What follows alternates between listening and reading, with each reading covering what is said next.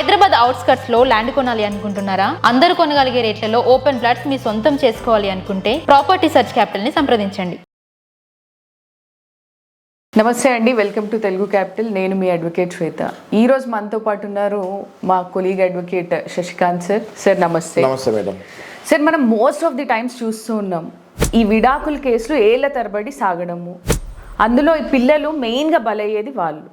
And వీళ్ళు ఈ lower court నుంచి హైకోర్టు కానీ, మళ్ళీ హైకోర్టు నుంచి డబుల్ బెంచ్ కానీ, ఇట్లా ఏళ్ల తరబడి 10 ఏళ్ళు 15 ఏళ్ళు 20 ఏళ్ళు సాగుతూ ఉంటుంది. ఎవరికి మెంటల్ పీస్ ఉండదు, ఎయిదర్ ఆఫ్ ది కపుల్స్కి, నేదర్ పిల్లలకి కూడా ఉండదు. ఇట్లాంటి వాళ్ళకి మీరు ఏం సలహా ఇస్తారు సార్?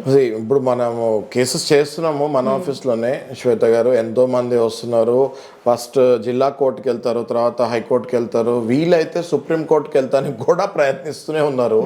కేవలం భార్య భర్త వాళ్ళ ఈగో ఫీలింగ్స్ని, ఒకళ్ళకొకళ్ళ మీద ఈగో ఫీలింగ్స్ వచ్చేసి దగ్గర 10 ఏళ్ళు 15 ఏళ్ళు కూడా కొట్టుకునే స్థాయికి వెళ్ళిపోతున్నారు. ఇప్పుడు మన దగ్గర ఒక కేసు ఎగ్జాంపుల్, పేరు చెప్పలేం కానీ ఎగ్జాంపుల్ తీసుకుంటే మీరే డీల్ చేస్తున్నారు ఆ కేసు. మీరు చూడండి, ఆ కేసు ఆ పిల్లవాడు పుట్టినప్పుడు వాళ్ళిద్దరికి, వైఫ్కి హస్బెండ్కి డిఫరెన్సెస్ వచ్చాయి. ఇవాళ పిల్లవాళ్ళు, if I'm not there in engineering, right, ఇంజనీరింగ్లో ఉన్నారు. ఇప్పుడు అతను వచ్చి సుప్రీంకోర్టుకి వెళ్తానికి కూడా నిరాకరించట్లేదు. సుప్రీంకోర్టుకైనా వెళ్తాను సార్, నేను నా భార్యతో ఉండను, ఆమె పెట్టిన క్రూయాలిటీ నేను భరించలేకపోతున్నాను అంటే. హైకోర్టులో కూడా డైవర్స్ మంజూరు కాలేదు ఆయనకి. ఆయన ఇంకా సుప్రీంకోర్టుకైనా వెళ్దాం కానీ నేను మాత్రం నా భార్యతో ఉండను అని చెప్తాం జరుగుతుంది. ఆ భార్య ఏమో నేను మాత్రం మిమ్మల్ని వదలను అని అంటాం జరుగుతుంది. భార్య వదలలేదంటే మీరు ప్రేమ ఉందో అనుకుంటారేమో. సుమా, ప్రేమ కాదు అక్కడ. వదిలితే డైవర్స్ ఇస్తే ఎక్కడ భర్త మళ్ళీ ఇంకో పెళ్లి చేసుకుంటాడా అన్న కేవలం ఆ ఈగో ఫీలింగ్ మీద. అంటే ఈ భార్యకి ఇంకా పెళ్లి చేసుకోవాలని ఉండదు కాబట్టి ఈ భర్తకి ఈ విడాకులు ఇచ్చేస్తే, ఆ పేపర్ ఉంటేనే కదా సెకండ్ మ్యారేజ్ చేసుకోవాలి.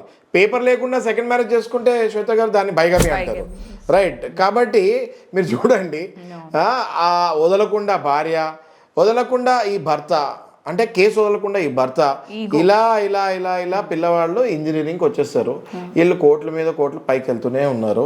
కోర్టులో పాపం జడ్జి గారు కూడా చాలాసార్లు చెప్తూ ఉంటుంది, దయచేసి మీ అడ్వకేట్ దగ్గర కూర్చోండి, మీడియేషన్కో రికన్సిలేషన్కో రండి, దయచేసి సెటిల్ చేసుకోండి, ఇంత పిల్లవాళ్ళ భవిష్యత్తు టైం వేస్ట్ చేయకండి, వాళ్ళ మనోభావాలు దెబ్బతింటాయి, వాళ్ళు పెద్ద అయిన తర్వాత ఎలాంటి సిటిజన్స్ మీరు సమాజానికి ఇస్తున్నారు మీరు మీ ఈగో ఫీలింగ్ల వల్ల అనేది చాలాసార్లు లోవర్ కోర్ట్స్లో కూడా జడ్జి గారు చెప్తాం జరుగుతుంటుంది. అయినా కూడా వీళ్ళు మానట్లేదు. దయచేసి నేను అనేది ఏంటంటే, మా లా ఫామ్ తరఫున శ్వేత గారు కానీ నేను కానీ విజ్ఞప్తి చేసేది ఏంటంటే, ఇట్లా డైవర్స్ ప్రాసెస్లో ఉన్న తల్లిదండ్రులకి నేను చెప్పేది ఏంటంటే, మీ పిల్లవాళ్ళ భవిష్యత్తుని మీరు గుర్తుపెట్టుకొని మా దగ్గరికి కౌన్సిలింగ్కి, మీడియేషన్కి రండి. కోర్టు నుంచి బయట మీడియేషన్ చేసుకొని కోర్టులో మళ్ళీ విత్డ్రా చేసుకోండి. మీ జీవితాలు మీకు ఎలా కావాలో వెళ్ళండి.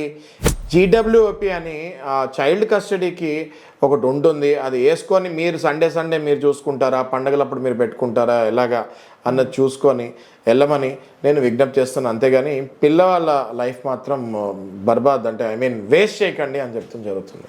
చాలా బాగా చెప్పారు సార్. ఎందుకంటే ఇట్లాంటివి మనం యూజువల్లీ చూస్తున్నాము, ఏళ్ల తరబడి వీళ్ళు ఈగో క్లాషెస్కి వెళ్ళి వీళ్ళు పోట్లాడుకుంటూ ఉండడము, ఆ పిల్లలు వాళ్ళు చిన్నప్పటి నుంచి చైల్డ్హుడ్ నుంచి అడల్ట్ అయ్యేంత వరకు ఈ ట్రామాలనే ఉండి వాళ్ళకి పెళ్ళి అంటే ఒక ఎవర్షన్ ఏర్పడుతుంది.